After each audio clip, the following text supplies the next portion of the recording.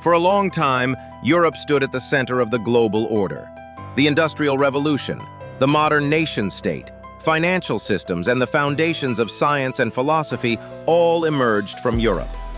Until the mid-20th century, Europe set the global standard in politics, economics, and military power. However, Europe's position in the 21st century is clearly different. Economic growth has slowed over the long term. Real wages have stagnated, and public finances have become increasingly dependent on debt. Youth unemployment has become structural, and industrial competitiveness continues to erode. This is not a temporary economic downturn. Europe has entered a phase of structural decline. Europe emerged victorious from 2 world wars, but the post-war world was no longer defined by military power alone.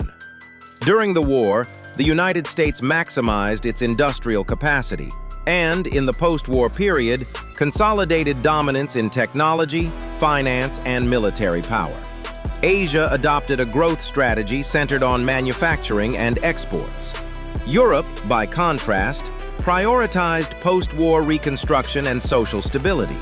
The expansion of welfare systems and political consensus brought short-term stability, but industrial competitiveness and long-term growth investment were pushed to the background.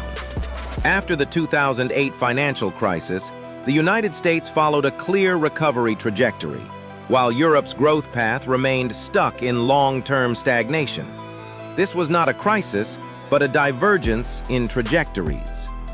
Economist Robert J. Gordon describes it as follows: "The era of rapid economic growth in advanced economies may be over." From the 1970s onward, many European countries shifted from manufacturing-based economies to finance and service-oriented models.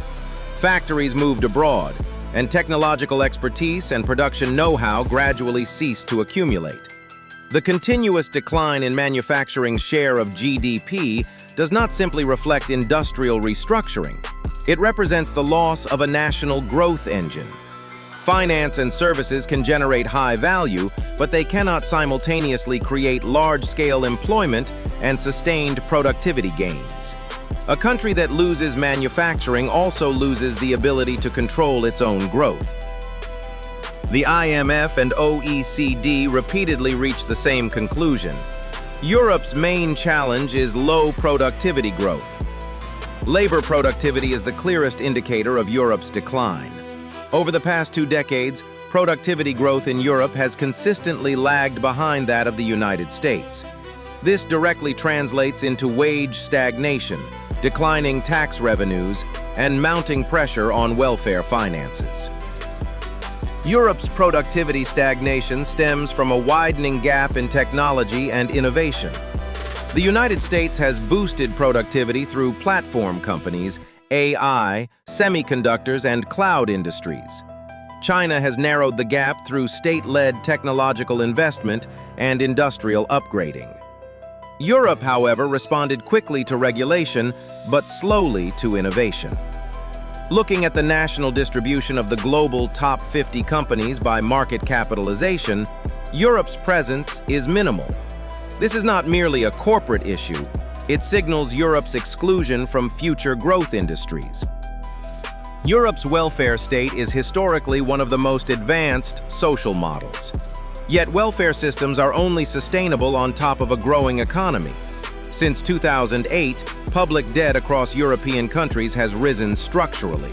This indicates that welfare is increasingly financed not by taxation, but by borrowing.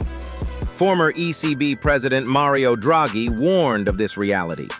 Europe is facing a slow decline unless productivity improves.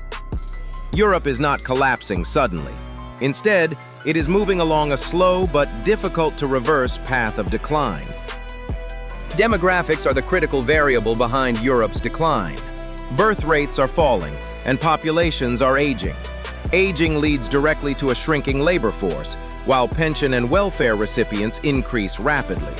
Under these conditions, growth slows and fiscal burdens rise. Immigration can serve as a short-term supplement, but it also brings social tension and political fragmentation. Europe's decline is not uniform. Germany and parts of Northern Europe have fared relatively well by maintaining manufacturing capacity. Southern Europe remains trapped by high debt and entrenched youth unemployment. Eastern Europe largely functions as a low-wage production base. Europe's core problem lies in binding fundamentally different economic structures within a single institutional framework. The euro has been a political success, but it has left unresolved economic contradictions. Under a single currency system, individual countries lost the ability to adjust through exchange rates. Less competitive economies cannot devalue their currencies, face strict fiscal constraints, and are pushed toward reliance on debt. Rather than reducing disparities, the euro ultimately entrenched them. After the war, Europe chose a security structure dependent on the United States. This reduced costs in the short term, but weakened strategic autonomy in the long run. Economics and security cannot be separated. Security dependence constrains foreign policy, industrial strategy, and energy policy.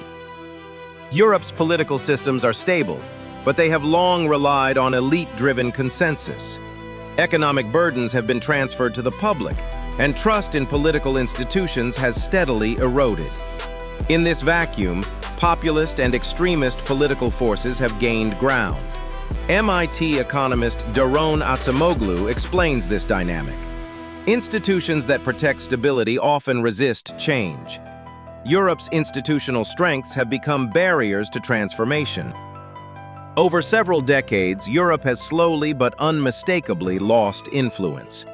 The wealth and institutions of the past remain, but the dynamism needed to create the future has weakened.